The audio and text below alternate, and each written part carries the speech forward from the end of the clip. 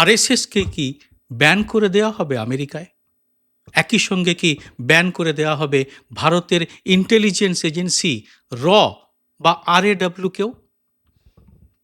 এরকমই একটা সুপারিশ এখন পৌঁছে গেছে আমেরিকার প্রেসিডেন্ট ডোনাল্ড ট্রাম্পের কাছে।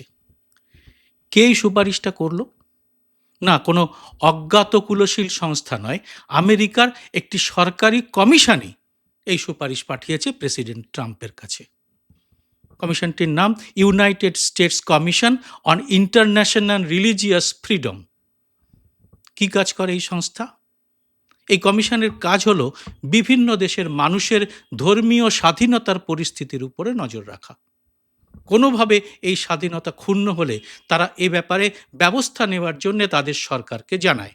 সরকারও সেই মতো ব্যবস্থা নিয়ে থাকে। কিন্তু এই কমিশন তাদের দেশে কেন নিষিদ্ধ করতে চায় আরএসএস এবং রকে? কমিশন তাদের রিপোর্টে উল্লেখ করেছে ভারতের সংখ্যালঘুদের অধিকার নিয়ে তারা উদ্বিগ্ন। ভারতে সাম্প্রতিককালে সংখ্যালঘুদের উপর যে সমস্ত অত্যাচারের ঘটনা সামনে এসেছে বা যে সমস্ত আইন প্রণয়ন করেছে কেন্দ্রীয় সরকার, যেমন সিএএ, এনআরসি বা এরকম আইন, সেই সমস্ত বিষয়ের কথা উল্লেখ করেছে এই কমিশন। সোজা কথায় আরএসএস যেভাবে ভারতের মুসলিম এবং খ্রিস্টান সংখ্যালঘু সম্প্রদায়ের উপর হামলা চালিয়েছে তা পর্যবেক্ষণ করেই এই রিপোর্ট তৈরি করা হয়েছে। কি ধরনের নিষেধাজ্ঞার কথা বলেছে এই কমিশন? কমিশনের সুপারিশ এদের সম্পত্তি অধিগ্রহণ, ব্যাংক অ্যাকাউন্ট ফ্রিজ করা এবং এর সঙ্গে যুক্ত মানুষদের চলাফেরার উপর নিষেধাজ্ঞা জারি করতে হবে। এদের সঙ্গে যুক্ত ব্যক্তিদের আমেরিকায় প্রবেশও নিষিদ্ধ হতে পারে। এই রিপোর্টে আর একটা গুরুতর সুপারিশ রয়েছে। রিপোর্টে বলা হয়েছে ভারতকে কান্ট্রি অফ পার্টিকুলার কনসার্ন ঘোষণা করতে হবে। এরকম সুপারিশ কার্যকর হলে ভারতে অস্ত্রসহ অনেক কিছুই রপ্তানি বন্ধ করতে হবে আমেরিকাকে। কেন এই পরিস্থিতি তৈরি হলো, এর সবিস্তার বিশ্লেষণ করার জন্য আজকে আমাদের সঙ্গে রয়েছেন নিউ ইয়র্ক প্রবাসী ভারতীয় অধ্যাপক এবং প্রাক্তন আরএসএস নেতা ডক্টর পার্থ বন্দ্যোপাধ্যায়। পার্থবাবু, প্রথমেই আপনাকে আমাদের এই অনুষ্ঠানে স্বাগত। আপনার কাছে আমার যে প্রশ্নটা থাকবে সেটা হচ্ছে যে এই যে কমিশনটা এই যে সুপারিশটা করলো, এই সুপারিশ করার ভিত্তি কি বলে আপনার মনে হচ্ছে? কিসের ভিত্তিতে এরকম একটা সুপারিশ করা হলো?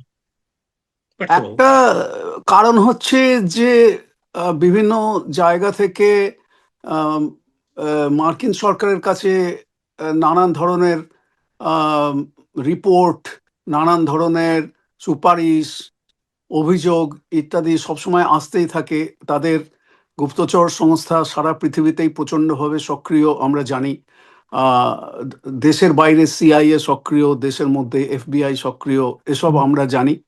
আম, সুতরাং তারা নজরদারি করে চলেছে। যেরকম ভারত ইরানের কাছ থেকে ঘুরপথে তেল কিনছে কিনা তার উপরে যেমন নজরদারি চলেছে, প্রকাশ্যেই বলেই দিয়েছে, ঘোষণা করে দিয়েছে যে অনুমতি নিতে হবে আমেরিকার কাছ থেকে, মানে যেটা কল্পনাই করা যায় না। ঠিক সেরকম রাজনৈতিক, সামাজিক, অর্থনৈতিক সমস্ত কিছুর ওপরে সারা পৃথিবী জুড়ে তাদের নজরদারি চলছে এবং এদেশের মধ্যেও নজরদারি চলছে। আর এখন তো মানে ফোনের মাধ্যমে, সবকিছুর মাধ্যমে আমরা কে কি কাজ করছি, কি ধরনের কথাবার্তা বলছি, কার সঙ্গে কথা বলছি, সবকিছুই একটানা নজরদারি চলতে থাকে। তো তাদের কাছে রিপোর্ট এসছে যে এই আরএসএস নামক সংগঠন, তারা আহ, একটা এদেশেও তারা এক ধরনের মৌলবাদী, হিন্দুত্ববাদী সংগঠন, বেনামে নানা রকম নাম নিয়ে তারা চালাচ্ছে। আমার এই বইটার কথা আমি অনেকবার বলেছি, আবার আবার সবাইকে পড়ার জন্য বিশেষভাবে অনুরোধ করছি। বিশেষ করে পশ্চিমবঙ্গের এই ক্রিটিক্যাল ভোটের সময় দানবের পেটে 2 দশক আরএসএস, বিজেপি ও হিংস্র হিন্দুত্বকে যেভাবে নিজের জীবনে বহু বছর ধরে দেখেছি। পিবিএস পাবলিশ করেছে কলকাতায়। যাই হোক, এটা বলছি এই কারণে যে এতে আরএসএস এর সম্পর্কে যেরকম সমস্ত তথ্য আমি দিয়েছি আমার নিজের জীবনের অভিজ্ঞতা থেকে, সেরকম বিদেশে আরএসএস বেনামে কত রকমের সংগঠন চালিয়ে যাচ্ছে। Hindu student council, overseas friends of BJP, যেটাকে বলে ওএফ বিজেপি বা অফ বিজেপি, বা বিশ্ব হিন্দু পরিষদের নানা রকম শাখা সংগঠন, বা আরো হাজার নামে America, Europe, England, Canada, Australia সমস্ত জায়গায় তাদের যে সমস্ত সংগঠন চলছে তার কিছু কিছু বর্ণনা আমি দিয়েছি, যেগুলো আজকের দিনে আরো অনেক বেশি বেড়ে গেছে। এবং বিভিন্ন জায়গাতে জয় শ্রীরাম ধ্বনি ব্যবহার করা, ভারত পাকিস্তানের ক্রিকেট ম্যাচের সময় যাতে মানুষকে সাম্প্রদায়িকভাবে উত্তেজিত করে দেওয়া যায়, একটা মেরুকরণ করা যায়, এই ধরনের সমস্ত জিনিস এরা বহুকাল ধরে চালিয়ে যাচ্ছে। এবং আহ, এদেশ থেকে crore crore dollar, America Europe থেকে ডলার এবং পাউন্ড তারা নামে বেনামে বিভিন্ন ধর্মীয় সংগঠনের মাধ্যমে, মন্দিরের মাধ্যমে তারা ওই আরএসএস বিজেপির আলটিমেটলি তাদের কাছেই গিয়ে জমা পড়ছে। এই সমস্ত জিনিস বহুকাল ধরে চলছে এবং সেই সংখ্যাটা অস্বাভাবিক রকম বেড়ে গেছে এই মোদির প্রশাসনের সময় 2014 থেকে। ফলে এই মার্কিন প্রশাসন এবং ইউরোপের বিভিন্ন প্রশাসনের নজর এই ধরনের সংগঠনের উপর আছে। এটা হচ্ছে একটা কারণ। আরেকটা কারণ হচ্ছে চাপ সৃষ্টি, যে তুমি যদি ঠিক যেমন ওই শুল্ক নিয়ে যেটা করা হয়েছিল, ট্রাম্প প্রশাসন যেটা করেছিল, যে 50% শুল্ক করে দিল, তারপরে সেটাকে কমিয়ে 18% করলো, তাতে নানান রকম শর্ত আরোপ করা হলো, একটা সাংঘাতিক ভারত বিরোধী, ভারতের স্বার্থ বিরোধী একটা বাণিজ্য চুক্তি সই করতে ভারতের সরকারকে, মোদীর সরকারকে বাধ্য করলো। এগুলো সব একটা আরেকটার সঙ্গে খুব ঘনিষ্ঠভাবে যুক্ত। সুতরাং এটা, এবং আমাদের দেশে মুশকিল হচ্ছে কি, সাধারণ মানুষ তারা বোঝেই না, কারণ মিডিয়া কখনো এই কথাগুলো বলে না। ফলে আমরা যখন বলি, আপনি যখন বলেন, আমি যখন বলি, আমাদের মতন মানুষ যখন বলে, তখন অনেকে খুব আশ্চর্য হয়ে যায়, কারণ তারা কোনোদিনও এই কথাগুলো আগে কখনো শোনেনি। তো এই কারণে আমাদেরকে বারবার বারবার করে এই কথাগুলো বলে যেতে হয় যে সারা পৃথিবী জুড়ে এই যে ফ্যাসিস্ট সংগঠনগুলো, সাম্প্রদায়িক উগ্রপন্থী সংগঠনগুলো, যারা ঘৃণার রাজনীতি করে যাচ্ছে, বিচ্ছেদের বিভেদের রাজনীতি করে যাচ্ছে, মিথ্যার রাজনীতি করে যাচ্ছে, দেশটাকে ধ্বংস করে দিচ্ছে একেবারে সর্বদিক থেকে, এই কথাগুলো মানুষ বুঝতে পারে না যে এর সঙ্গে আরএসএস এর সম্পর্কটা কোথায়। আরএসএস তো একটা, তারা মনে করে যে এটা তো একটা খুব মানে নিরীহ একটা মানে সামাজিক ধর্মীয় সংগঠন, তার সঙ্গে রাজনীতির কি সম্পর্ক আছে তারা জানেই না যে বিজেপি পরিচালিতই হয় আরএসএস দ্বারা। এটা এটা খুব ইম্পর্টেন্ট, খুব গুরুত্বপূর্ণ কথা বললেন। এবং এই নিয়ে আমরা এই কিছুদিন আগে একটা অনুষ্ঠান করেছিলাম। আমার মনে পড়ে, আমাদের দর্শকরাও নিশ্চয়ই মনে করতে পারবেন।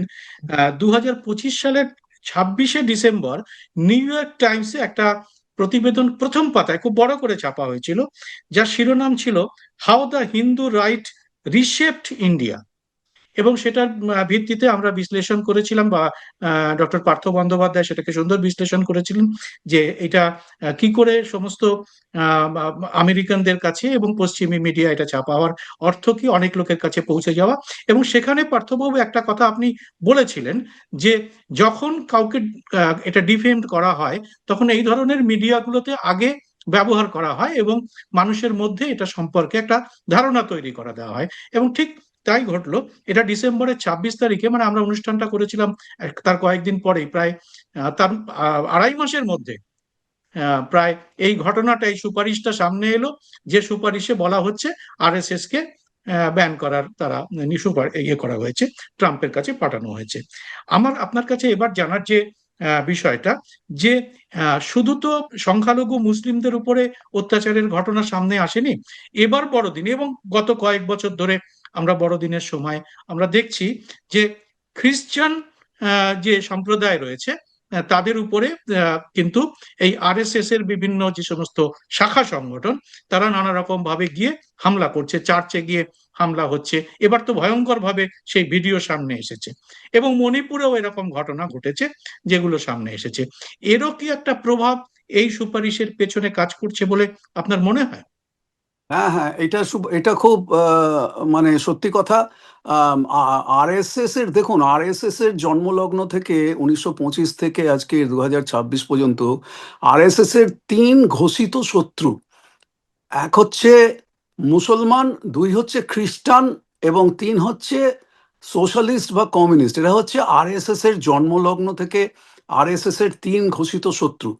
এবারে তার সঙ্গে তারা তো আছেই, তার সঙ্গে আরএসএস এর যে আরএসএস, বিজেপি, জনসংঘ, বিশ্ব হিন্দু বিদ্যার্থী পরিষদ, এই যে সব বজরং দল, এই যে সব আছে, হ্যাঁ, হাজার শাখা সংগঠন, তাদের ইতিহাসটাই হচ্ছে যে কেবলমাত্র তারা যে মুসলমানদের ওপরে, খ্রিস্টানদের ওপরে অত্যাচার করেছে, মানে অসংখ্য অসংখ্য ঘটনা, এবং যেটা এই মুহূর্তে সারা ভারত জুড়ে, বিশেষ করে আরএসএস বিজেপি শাসিত যে রাজ্যগুলো আছে সেখানে অসম্ভব রকম বেড়ে গেছে।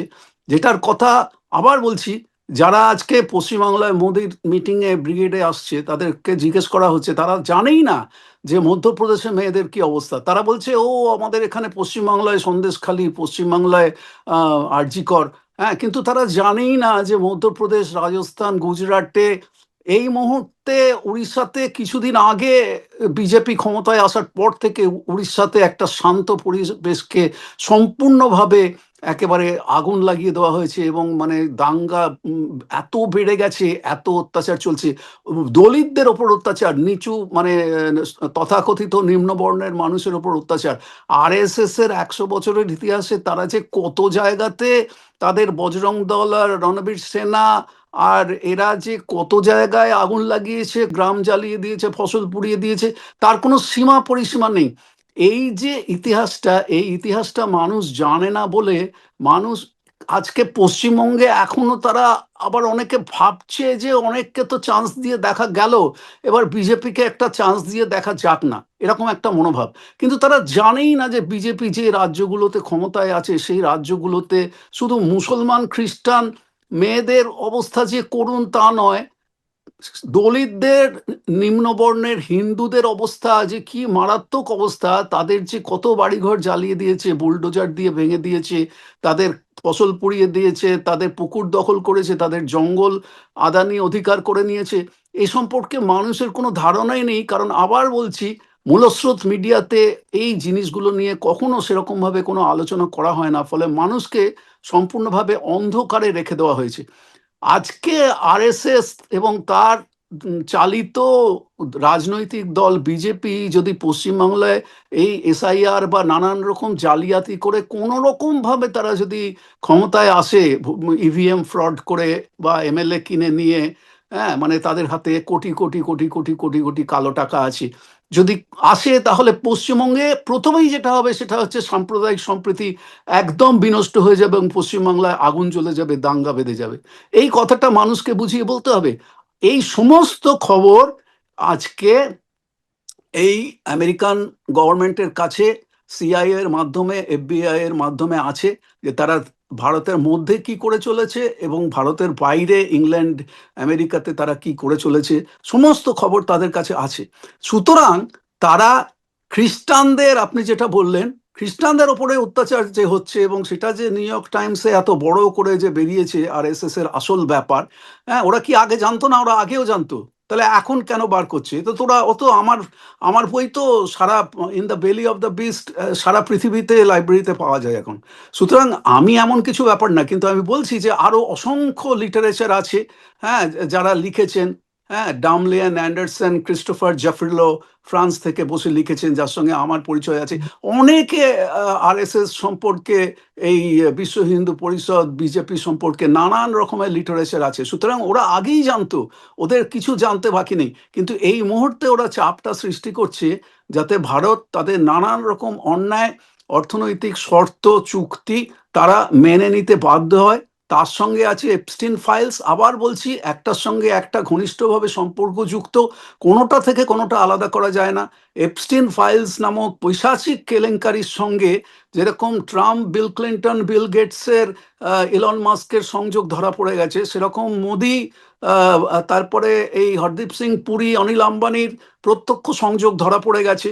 ফলে এইগুলো থেকে এক ধরনের ব্ল্যাকমেল করার জন্যে এই নানা রকম ভাবে এই সমস্ত জিনিসগুলোকে এখন সামনে নিয়ে আসা হচ্ছে। এই যে রিপোর্টটা, এই রিপোর্টটা আমি আশ্চর্য হব না যদি সেটা সেই চাপ সৃষ্টি করার, ব্ল্যাকমেল করার একটা ইনস্ট্রুমেন্ট হিসেবে বা অস্ত্র হিসেবে এই মুহূর্তে ব্যবহার করা হয়ে থাকে।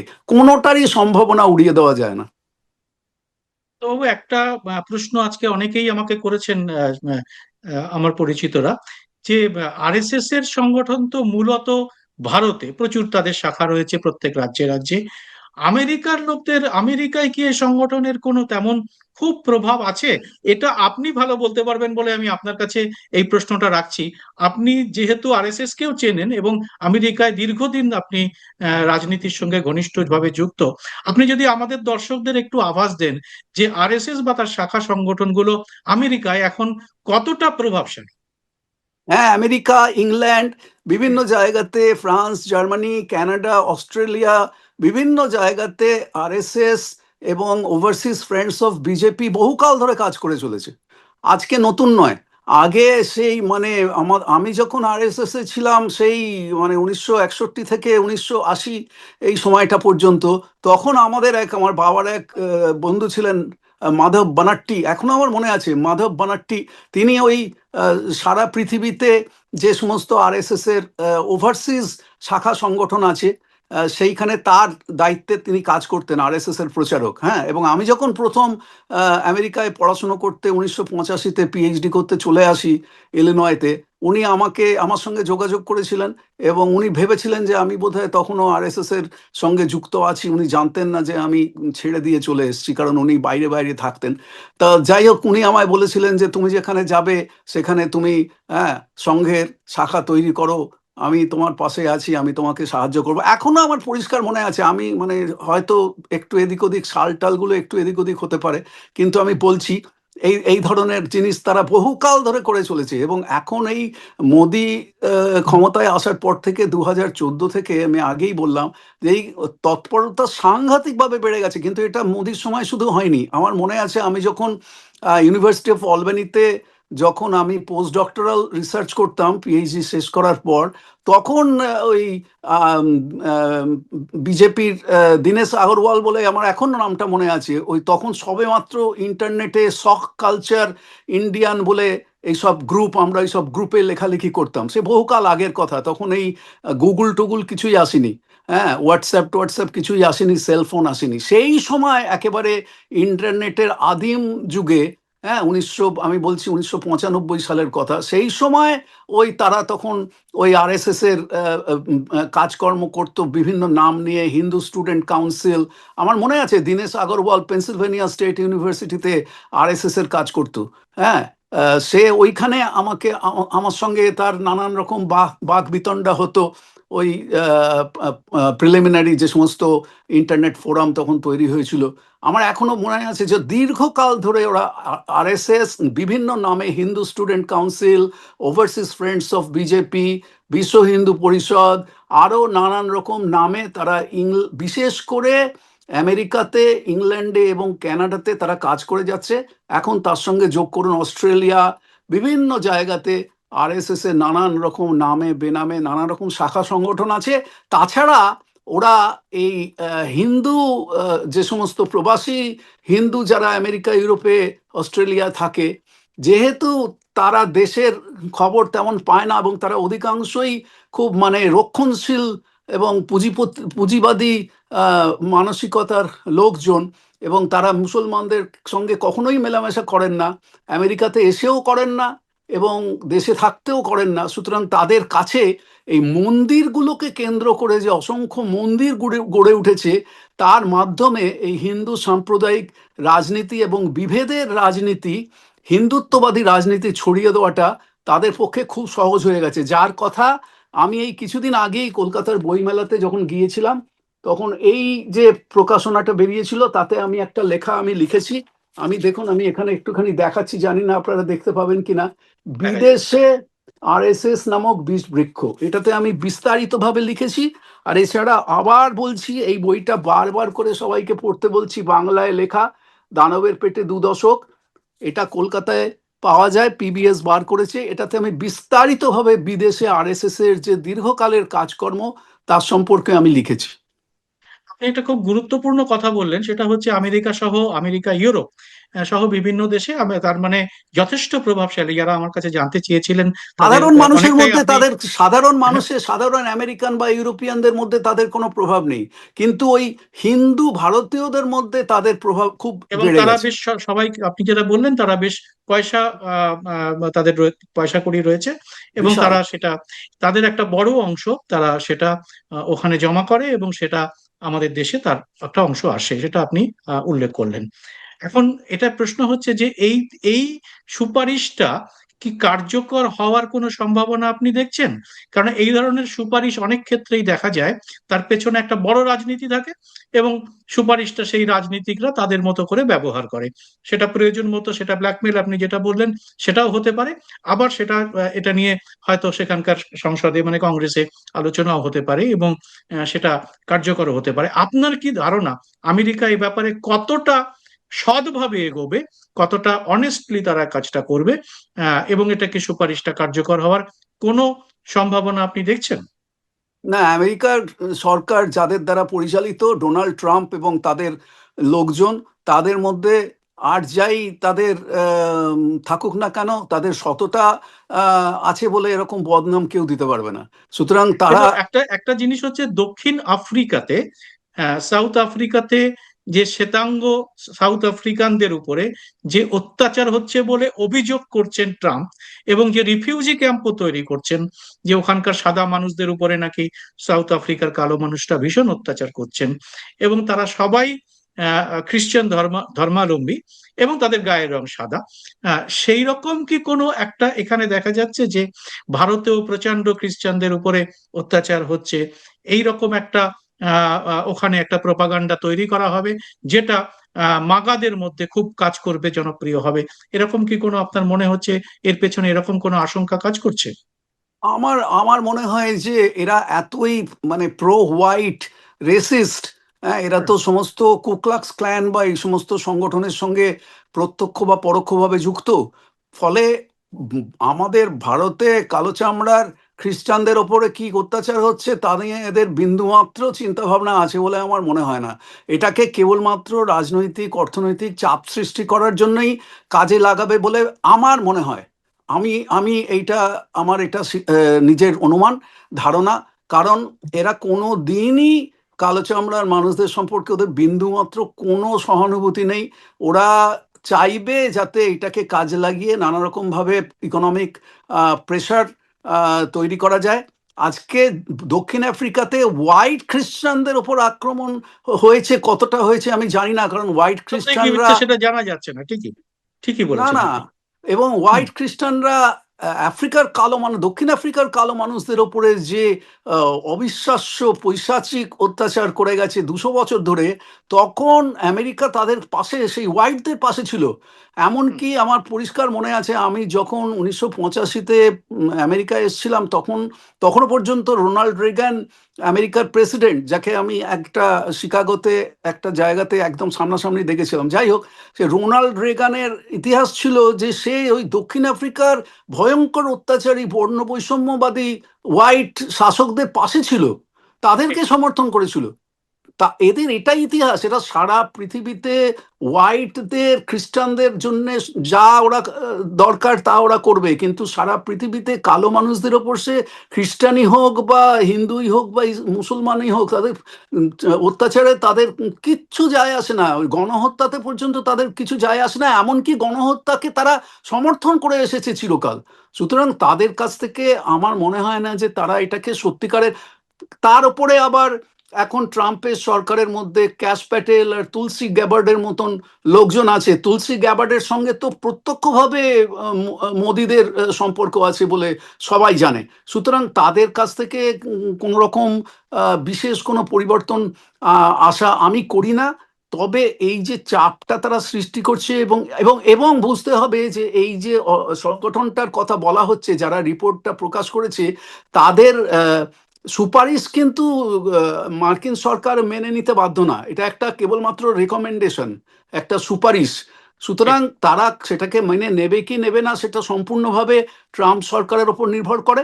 আমার মনে হয় না যে এতে বিশেষ, এতে হয়তো কিছু কিছু টোকেন কিছু তফাৎ হলেও হতে পারে, কিন্তু এতে বিশেষ কোনো পরিবর্তন হবে বলে আমার মনে হয় না। আমার ধারণা এইটা পুরোটাই ওই নিউ ইয়র্ক টাইমসের ফার্স্ট পেজের বিরাট প্রতিবেদনের মতো। এটাও তাদের হয়তো তারা ব্যবহার করবে কেবলমাত্র ভারতের সরকারের উপরে নানা রকম চাপ সৃষ্টি করার জন্য এবং ব্ল্যাকমেল করার জন্য। এটা আমার ব্যক্তিগত ধারণা।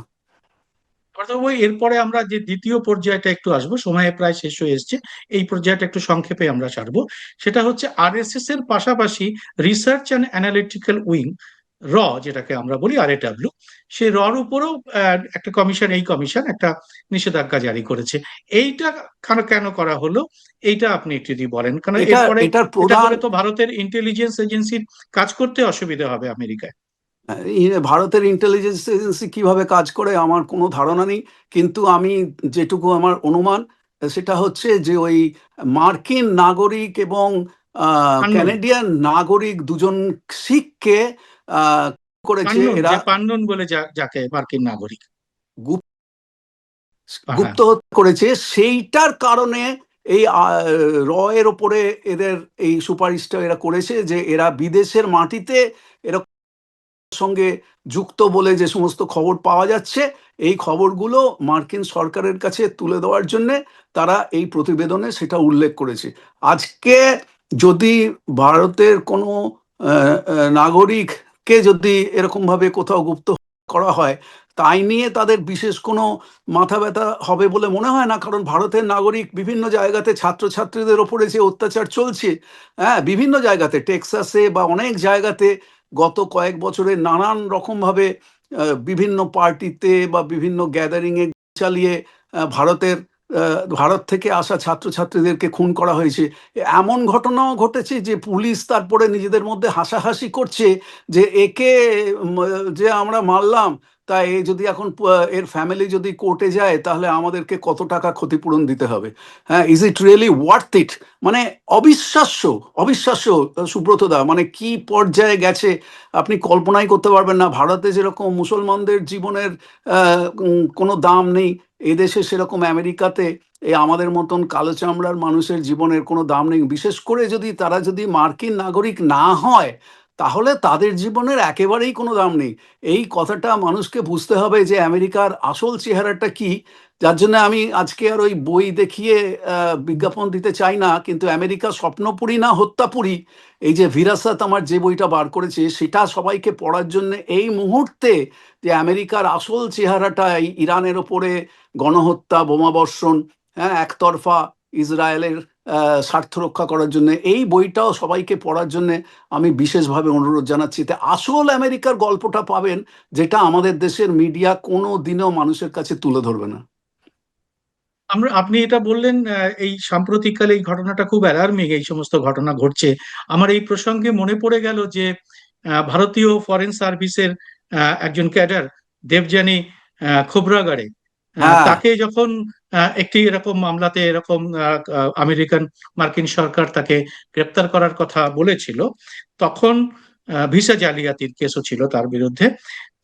তখন আমাদের প্রধানমন্ত্রী, তৎকালীন প্রধানমন্ত্রী ডক্টর মনমোহন সিং আমাদের আমেরিকান সরকারকে এমন কড়া জবাব দিয়েছিলেন যে তাদের ইমিউনিটি কেড়ে নেওয়া হবে, তাদের সুরক্ষা ব্যবস্থা কেড়ে নেওয়া হবে এখানকার ভারতীয় আমেরিকান দূতাবাসের কর্মীদের, যার পরবর্তীকালে আমেরিকান সরকার অফিসিয়ালি ক্ষমা চেয়েছিল হুম, এইরকম কড়া একটা ভারতের রূপ হ্যাঁ, দেখে। মনে আছে আমার। হ্যাঁ, এটা হ্যাঁ, কিন্তু এখন আমরা, আপনি যেটা বললেন সেটা তো খুব দুঃখজনক যে ওখানে ভারতীয়রা নানা রকম ভাবে হেনস্থা হচ্ছে, ভারতীয় ছাত্রদের উপর হেনস্থা করা হচ্ছে, কিন্তু কোন রকম সরকারের পক্ষ না থেকে না, এটা সেভাবে তো কোনো ওকে তো নামই ব্যবস্থা নরেন্দ্র নেওয়া মোদীর হচ্ছে না। নামই তো, নরেন্দ্র মোদীর নামই তো এখন দেওয়া হয়েছে সারেন্ডার মোদি। মানে এত এরকম হুম। লজ্জাজনক পরিস্থিতিতে ভারতের কোনো সরকারকে কখনো পড়তে হয়েছে বলে আমার মনে পড়ে না। যে যেভাবে এই আদানিকে বাঁচানোর জন্যে এবং এপস্টিন ফাইলস থেকে নিজেকে বাঁচানোর জন্যে যেভাবে সে মোদির ট্রাম্পের কাছে একেবারে সারেন্ডার করেছে, আত্মসমর্পণ করেছে, অসহায় আত্মসমর্পণ। হ্যাঁ, এবং মানে আমেরিকার গভর্নমেন্ট প্রকাশ্যে বলছে যে আমরা ভারতকে অনুমতি দিয়েছি যাতে 30 দিনের জন্য ভারত রাশিয়া থেকে তেল কিনতে পারে। এরকম ঘটনা কোনো দিনও ভারত সরকারকে এত লজ্জাজনক পরিস্থিতিতে পড়তে হয়েছে বলে আমার মনে পড়ে না। আমেরিকাতে যারা খোঁজ খবর রাখেন এবং যেসব মিডিয়াতে এসব নিয়ে লেখালেখি হয়, সেখানে রীতিমতো হাসাহাসি চলছে। তো পার্থবাবু, আজকে আপনি অসাধারণ কিছু তথ্য বিশ্লেষণ করলেন এবং আমেরিকার সম্পর্কে অনেক লোক যেটা জানতে চেয়েছে এই এই আরএসএস এর ব্যানের সুপারিশের প্রেক্ষিতে, সেগুলো আপনি অনেকটাই পরিষ্কার করে দিলেন। আপনারা যারা আজকে এই অনুষ্ঠানটা আমাদের সঙ্গে দেখলেন, তাদের কাছে আমাদের একটা অনুরোধ, সেটা হচ্ছে যে আপনারা অবশ্যই আপনাদের মতামত কমেন্ট বক্সে লিখবেন এবং সেই সঙ্গে আমার এই চ্যানেলটিকে আপনারা সাবস্ক্রাইব করে নোটিফিকেশন বেলটি চালু করে রাখতে ভুলবেন না। পার্থবাবু, আপনাকে অনেক ধন্যবাদ। যারা দেখলেন এই অনুষ্ঠান, তাদের সবাইকে ধন্যবাদ এবং নমস্কার।